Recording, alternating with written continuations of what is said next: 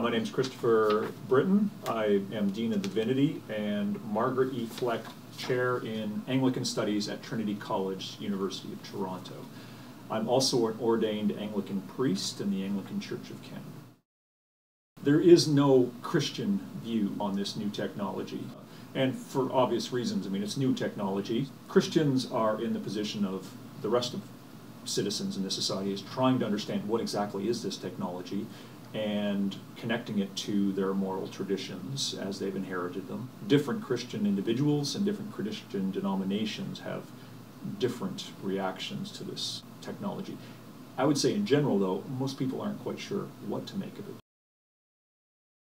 I would say there's two dominant ways people are responding to this technology in the Christian tradition. One dominant way would be to understand this technology as beginning to play God, and those who do so would see it as inappropriate and problematic. It's the idea that God, the Creator, created the heavens and the earth and created human beings and had intentions and a certain order in mind and a pattern of existence, and as such, human beings shouldn't interfere with that process. There's a statement in the book of Jeremiah in the Hebrew Bible, chapter 1, verse 5, which reads, "Before I formed you in the womb, I knew you. Before you were born, I set you apart."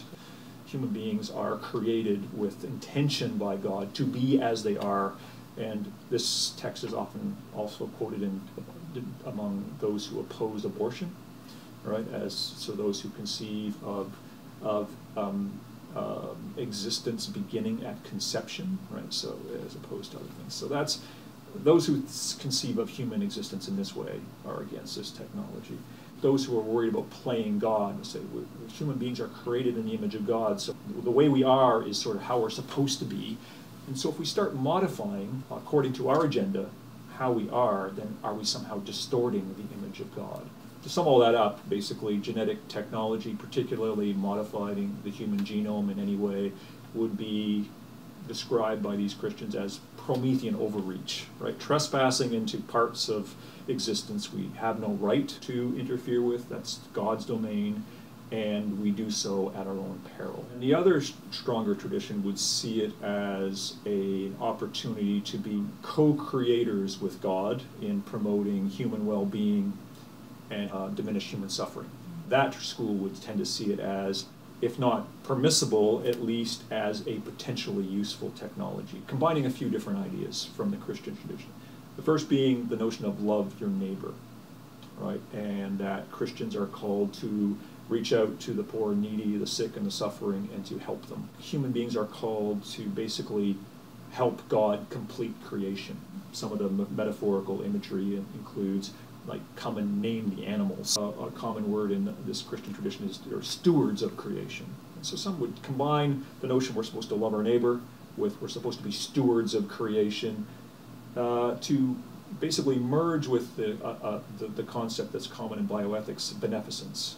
If we use this technology to further human well-being, human flourishing, and diminish suffering and disease, then it's consistent with the Christian tradition.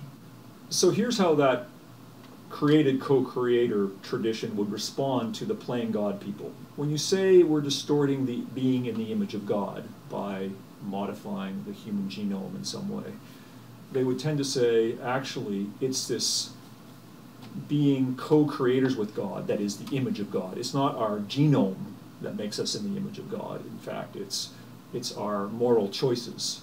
Secondly, they would also challenge the notion that we are our genome. This tradition would say, well, hold on a minute, are we not really shaped by our free choice? If Christian life is all about faith in God, something we freely choose, well then, why would we worry if our genome is modified? Because that sort of suggests that we're predetermined by our genome and that we have no free will. Well, that presumes that we're determined by our nature, which is really against Christian teaching. I can give you an example of such a person who argues strongly against this playing God notion. It's the theologian Ted Peters, a Lutheran American based in Berkeley, California.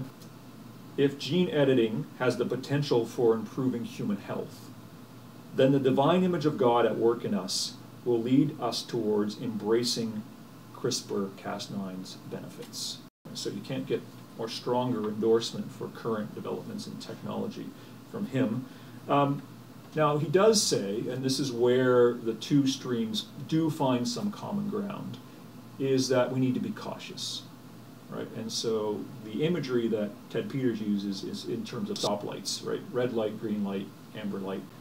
He says, no, we should proceed, Christians, in other words, Christians should proceed with an amber light. So it's not all uses of this technology is appropriate, not all forms of human modification are appropriate, but if it's for human flourishing, to diminish disease, to help end suffering, then it should be a tool that Christians are open to. I'll give you an example maybe of the Roman Catholic Church, right? Because you may imagine, because of the official teaching against abortion, that the Roman Catholic Church is officially against any form of genetic manipulation of the genome. And I mean, many Catholics will be, but officially, they're actually not. And here's how, because based on a distinction, this goes to your question, I mean, how do they try to make sense of it? They have a key distinction in how they consider scientific intervention in human health between therapy and enhancement. Okay, and so, of course, I mean, the traditional therapy is, healing, and or the language they use is restoring a human being to their natural state. Okay, so they think genetic technology along the lines, or any other kind of medical intervention, right? If it's, again, it's the notion of beneficence and human suffering. You can help people recover using scientific technologies. That's not inappropriate. And if it comes to changing the natural state of a human being, either because you think it's flawed or because it's lacking something that God didn't give it, Roman Catholic thinking finds that a problem. So they're against enhancement, right? And that's often how religious ethicists, Christian, that's often a framework that is used. And so many Christians are open to the use of scientific developments, medical technology, if it's along those lines, if it's therapy, if it's helping. But if it's enhancement, then what are we doing? If it's enhancement not of myself or my partner or my parents or something, but my unborn children.